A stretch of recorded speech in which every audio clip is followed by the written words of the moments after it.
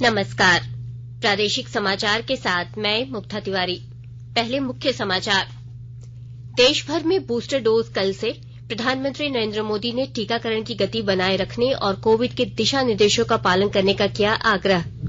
राज्य में पिछले 24 घंटे में 5081 कोरोना के नए संक्रमित मिले हैं। इनमें सबसे अधिक 1731 राजधानी रांची के।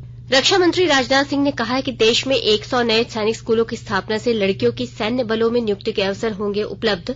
और राष्ट्रीय महिला जूनियर हॉकी में सिमडेगा की 6 खिलाड़ियों का हुआ चयन। बेंगलुरू में 17 से 29 जनवरी तक होगा प्रशिक्षण। और समाचार से पहले एक जरूरी संदेश। देश के कई हिस्सों में कोविड का संक्रमण तेजी से बढ़ रहा है। हम श्रोताओं से सतर्क रहने और 15 से 18 वर्ष के बच्चों सहित अन्य लोगों को टीका लगवाने में मदद करने की अपील करते हैं। कोरोना वायरस का नया स्वरूप ओमिक्रॉन चिंता का कारण है। कृपया सुरक्षित रहने के लिए 3 सरल उपायों का पालन अवश्य करें। मास्क पहनें, 2 गज की सुरक्षित दूरी बनाए रखें, हाथ और चेहरा साफ रखें। कोविड से संबंधित कोई भी जानकारी और मार्गदर्शन के लिए आप राष्ट्रीय हेल्पलाइन नंबर 011-2397-8046 और 1075 पर संपर्क करें। इसके अलावा राज्य हेल्पलाइन नंबर 104 डायल कर समस्या का त्वरित समाधान लिया जा सकता है। महिला और बाल विकास मंत्रालय की चाइल्ड हेल्पलाइन है 1098। वरिष्ठ नागरिकों के लिए हेल्पलाइन 14567। मनोवैज्ञानिक सहायता के लिए निमहांस का नंबर है 0804611007। आयुष कोविड परामर्श हेल्पलाइन नंबर है 14443 और MyGov WhatsApp help desk number 90131515 पर व्हाट्सएप मैसेज भेजकर टीके का प्रमाण पत्र यथाशीघ्र डाउनलोड किया जा सकता है। और अब समाचार विस्तार से। स्वास्थ्य कर्मियों, अग्रिम पंक्ति के कार्यकर्ताओं तथा अन्य रोगों से ग्रस्त 60 वर्ष से अधिक आयु के लोगों को कोविड रोधी बूस्टर डोज लगाने का काम कल से शुरू हो जाएगा। केंद्र ने इस बारे में जारी दिशा निर्देशों में बताया है कि बूस्टर डोज के लिए नए सिरे से पंजीकरण कराने की आवश्यकता नहीं है। जिन लोगों को कोरोना वैक्सीन के 2 डोज लग चुके हैं, वे समय लेकर या सीधे कोविड टीकाकरण केंद्र जाकर यह एहतियाती डोज लगवा सकते हैं। समय लेने की ऑनलाइन प्रक्रिया कल से शुरू हो गई। चुनाव ड्यूटी के लिए लगाए गए लोगों को अग्रिम पंक्ति का कार्यकर्ता माना जाएगा और उन्हें कल से बूस्टर डोज मिलने लगेगी। राष्ट्रव्यापी टीकाकरण अभियान के अंतर्गत देश में अब तक 150 करोड़ 61 लाख से अधिक कोविड रोधी टीके लगाए जा चुके हैं। 15 से 18 वर्ष आयु वर्ग के 2 करोड़ से अधिक किशोरों को भी पहली डोज लग चुकी है। प्रधानमंत्री नरेंद्र मोदी ने टीकाकरण की गति बनाए रखने और एहतियाती उपायों का पालन करने का आग्रह किया है। उन्होंने एक सप्ताह के अंदर 2 करोड़ से अधिक किशोरों को पहली डोज लगाए जाने पर प्रसन्नता व्यक्त की। स्वास्थ्य और परिवार कल्याण मंत्री डॉक्टर मनसुख मांडविया ने कहा कि इस आयु वर्ग के लिए टीकाकरण शुरू होने के मात्र 1 सप्ताह में ही यह उपलब्धि हासिल की गई। राज्य में कल से टीके का बूस्टर डोज दिया जाएगा। राज्य सरकार ने इसकी तैयारी पूरी कर ली है। स्वास्थ्य विभाग के अपर सचिव अरुण कुमार सिंह ने सभी जिलों के उपायुक्तों को पत्र भेजकर गाइडलाइन के अनुसार टीकाकरण लगाने का निर्देश दिया है। केंद्र के गाइडलाइन के अनुसार जिन्होंने कोवैक्सीन का दूसरा डोज लिया है, उन्हें कोवैक्सीन का ही तीसरा डोज दिया जाएगा। वहीं जिन्होंने कोविशील्ड का दूसरा डोज लिया है, उन्हें कोविशील्ड का तीसरा डोज ही मिलेगा। गाइडलाइन के अनुसार जिनका दूसरे डोज लिए जाने के बाद 9 माह या 39 सप्ताह का समय हो चुका है, उन्हें ही तीसरा डोज लेना है। इसके लिए 60 वर्ष से अधिक आयु वर्ग के व्यक्ति हेल्थ व फ्रंटलाइन वर्कर कोविन वेबसाइट पर ऑनलाइन या ऑन साइट निबंधन करा सकते हैं। कोविन सिस्टम से ऐसे लाभुकों को तीसरे डोज का एसएमएस भी भेजा जाएगा।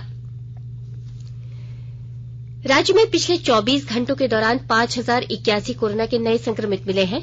इनमें रांची के 1731 संक्रमित शामिल हैं। वहीं 3 संक्रमितों की मौत हो चुकी है।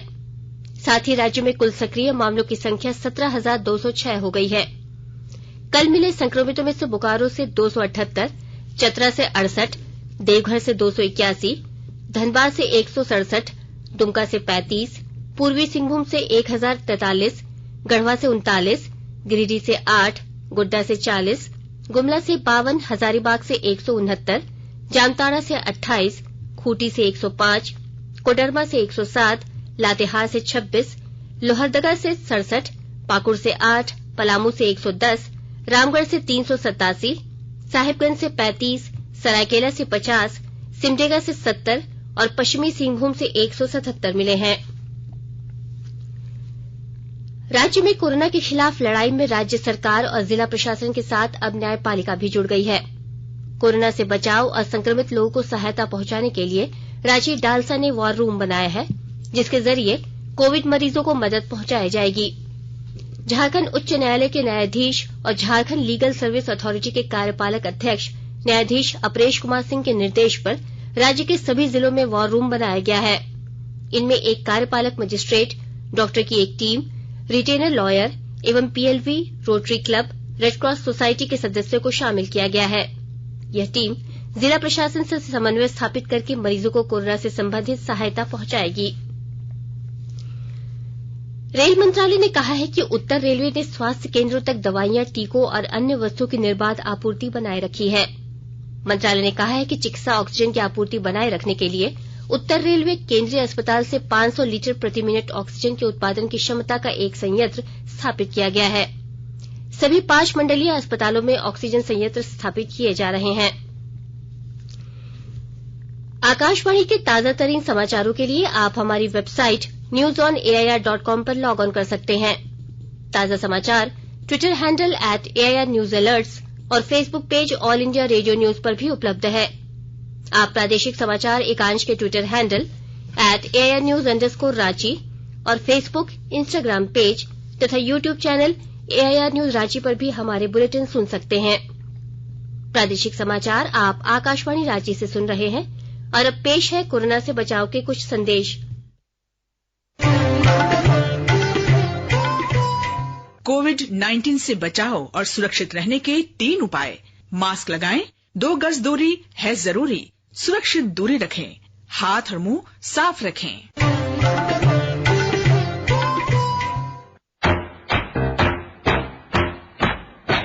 चलो मिलकर एक शुरुआत करें, चलो एक फैसला आज करें, मास्क नहीं तो टोकेंगे, कोरोना को रोकेंगे, चलो एक इरादा करते हैं, चलो एक इरादा करते हैं, मास्क नहीं तो टोकेंगे, कोरोना को रोकेंगे।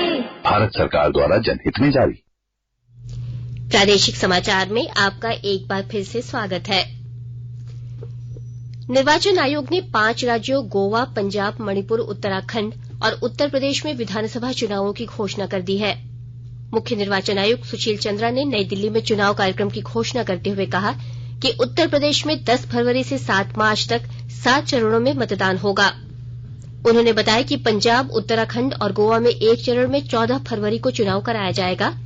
मणिपुर में 27 फरवरी और 3 मार्च को 2 चरणों में मतदान होगा। मतगणना 10 मार्च को होगी। श्री चंद्रा ने बताया कि चुनाव प्रक्रिया 14 फरवरी को शुरू होगी। सभी मतदान केंद्रों पर कोविड से बचाव के व्यापक प्रबंध किए जाएंगे और मास्क तथा सैनिटाइजर उपलब्ध कराया जाएगा। श्री चंद्रा ने कहा कि 15 जनवरी तक रोड शो, पदयात्रा, साइकिल या बाइक रैली और किसी जुलूस की अनुमति नहीं होगी। आयोग स्थिति की समीक्षा करेगा और आगे के लिए निर्देश जारी करेगा। राजनीतिक दलों को डिजिटल माध्यम से चुनाव प्रचार करने की सलाह दी गई है। श्री सुशील चंद्रा ने बताया कि मान्यता प्राप्त राजनीतिक दलों को चुनाव प्रचार के लिए आकाशवाणी और दूरदर्शन पर 2 गुना समय दिया जाएगा। चुनाव कार्यक्रम की घोषणा के साथ ही आदर्श आचार संहिता लागू हो गई है। रक्षा मंत्री राजनाथ सिंह ने कहा है कि देश हर क्षेत्र में आत्मनिर्भरता की ओर आगे बढ़ रहा है। कल सैनिक स्कूलों से संबंधित एक वेबिनार को संबोधित करते हुए उन्होंने कहा कि सरकार ने शिक्षा की गुणवत्ता में सुधार के लिए कई कदम उठाए हैं। रक्षा मंत्री ने कहा कि 100 नए सैनिक स्कूलों की घोषणा इसी दिशा में एक कदम है। उन्होंने कहा कि इससे लड़कियों को सैन्य बलों में नियुक्ति के अवसर प्राप्त होंगे।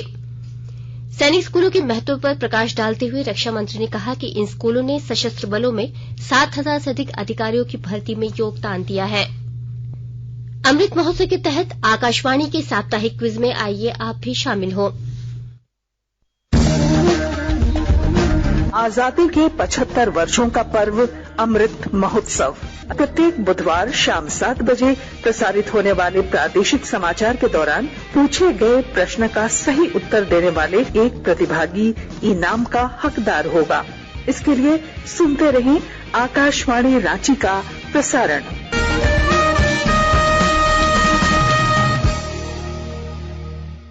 जागो ग्राहक जागो, जागो ग्राहक जागो।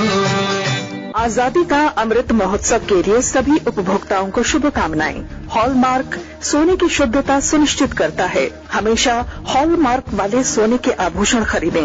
उपभोक्ता किसी भी शिकायत के लिए कृपया राष्ट्रीय उपभोक्ता हेल्पलाइन टोल फ्री नंबर 14404 पर संपर्क करें। उपभोक्ता मामले विभाग, भारत सरकार द्वारा जनहित में जारी। जानो अपने अधिकारों को, अपने हक पहचानो, बेईमानों को सबक सिखाओ, ग्राहक अब तो जागो। जागो ग्राहक जागो, जागो ग्राहक जागो। राज्य में चालू वित्तीय वर्ष 2021-22 के लिए कृषि क्षेत्र में फसल उत्पादन बढ़ाने के लिए राजकीय कृषि प्रक्षेत्रों में समेकित बिरसा विकास योजना अंतर्गत कृषक पाठशाला एवं बिरसा ग्राम विकसित करने की योजना पर राज्य सरकार ने कार्य शुरू कर दिया है। कृषक पाठशाला के माध्यम से कृषि, पशुपालन एवं मत्स्य विभाग द्वारा कृषकों को क्षमता विकास एवं प्रत्यक्षम पर वैज्ञानिक विधि से प्रशिक्षित किया जाएगा। कृषि, पशुपालन एवं सहकारिता विभाग तथा सरकार के अन्य विभागों के बीच योजनाओं का लक्ष्य निर्धारित किया गया है। इनमें क्लस्टर आधारित बिरसा गांव में मल्चिंग तकनीक द्वारा सिंचाई सुविधा विकसित करना, फॉरवर्ड लिंकेज सेवा के माध्यम से लाभुक कृषकों को आर्थिक सुदृढ़ीकरण प्रदान करना है। समेकित बिरसा विकास योजना के मॉडल के पहले चरण में 17 कृषक पाठशाला राज्य के विभिन्न कृषि प्रक्षेत्रों में विकसित की जाएंगी। फिर अगले 3 वर्षों में चरणबद्ध तरीके से 100 कृषक पाठशाला विकसित की जाएगी। चतरा जिले में प्रतिदिन संक्रमितों की पुष्टि हो रही है। विस्तृत ब्यौरा दे रहे हैं हमारे चतरा संवाददाता। चतरा जिले में फिर से कोरोना के मामले आने लगे हैं। प्रतिदिन संक्रमितों की पुष्टि हो रही है। हालांकि यहां अभी तक ओमिक्रॉन के मामले नहीं आए हैं। यह जिला प्रशासन व जिले वासियों के लिए अच्छी खबर है। वहीं तैयारियों की बात करें तो सदर अस्पताल में एक साथ 91 कोविड मरीजों का इलाज करने की व्यवस्था जिला प्रशासन की ओर से बनाई गई है। इसमें 36 वेंटिलेटर व 51 ऑक्सीजन युक्त बेड बनाए गए हैं। अगर किन्हीं संक्रमितों की स्वास्थ्य बिगड़ी तो इन्हें आवश्यकता अनुसार बेड उपलब्ध कराया जाएगा। जबकि वेंटिलेटर पर मरीजों के रख रखाव को लेकर कई चिकित्सकों को प्रशिक्षित किया जा चुका है। इन्हीं चिकित्सकों की देखरेख में कोरोना के गंभीर मरीजों का इलाज होगा। जबकि कोविड केयर सेंटर में एक साथ 300 कोविड मरीजों को रखने की व्यवस्था बनाई गई है, जहां विशेषज्ञों की देखरेख में मरीजों का इलाज किया जाएगा। अशोक कुमार तुलसान, आकाशवाणी समाचार, चतरा। सिमडेगा जिले की 6 हॉकी खिलाड़ियों का चयन जूनियर भारतीय महिला हॉकी टीम के राष्ट्रीय कैंप के लिए हुआ है। इनका प्रशिक्षण कैंप 17 से 29 जनवरी तक बेंगलुरु में होगा। इन चयनित खिलाड़ियों में दीपिका सोरेंग, प्रमोदिनी लकड़ा, ब्यूटी डुंगडुंग, काजल बाड़ा, रजनी किरकट्टा और ओलंपिक खिलाड़ी सलीमा टेटे की बहन महिमा टेटे शामिल हैं। इससे पूर्व भी दिसंबर 2021 के अंतिम सप्ताह में ही झारखंड की 6 महिला हॉकी खिलाड़ियों का चयन सीनियर भारतीय टीम के राष्ट्रीय कैंप में हुआ था। यानी अब एक साथ अभी झारखंड के कुल 12 महिला हॉकी खिलाड़ी राष्ट्रीय कैंप में होंगी, जिनमें से 10 खिलाड़ी सिमडेगा जिले की हैं। हॉकी सिमडेगा के अध्यक्ष मनोज कोनबेगी और जिला खेल पदाधिकारी तुषार रॉय तथा अन्य पदाधिकारियों ने भी चयनित खिलाड़ियों को बधाई दी है। और अब अखबारों की सुर्खियां।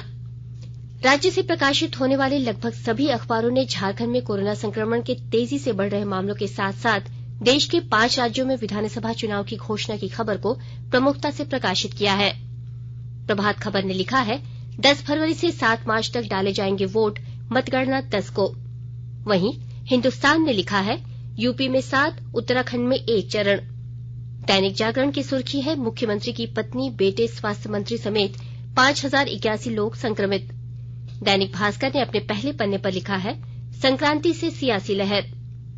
रांची एक्सप्रेस ने अपने पहले पन्ने की सुर्खी बनाई है, 3 पीएलएफआई नक्सली हथियार के साथ गिरफ्तार। वहीं अंग्रेजी अखबार द टाइम्स ऑफ इंडिया और हिन्दुस्तान टाइम्स ने भी देश के 5 राज्यों में विधानसभा चुनाव की घोषणा की खबर को अपने पहले पन्ने पर प्रकाशित किया है। अंत में मुख्य समाचार एक बार फिर। देश भर में बूस्टर डोज कल से प्रधानमंत्री नरेंद्र मोदी ने टीकाकरण की गति बनाए रखने और कोविड के दिशा निर्देशों का पालन करने का किया आग्रह। राज्य में पिछले 24 घंटे में 5,081 कोरोना के नए संक्रमित मिले हैं। इनमें सबसे अधिक 1,731 राजधानी रांची के। रक्षा मंत्री राजनाथ सिंह ने कहा कि देश में 100 नए सैनिक स्कूलों की स्थापना से लड़कियों की सैन्य बलों में नियुक्ति के अवसर होंगे उपलब्ध। और राष्ट्रीय महिला जूनियर हॉकी में सिमडेगा की 6 खिलाड़ियों का हुआ चयन। बेंगलुरु में 17 से 29 जनवरी तक होगा प्रशिक्षण। इसके साथ ही आकाशवाणी रांची से प्रादेशिक समाचार का ये बुलेटिन समाप्त हुआ। नमस्कार।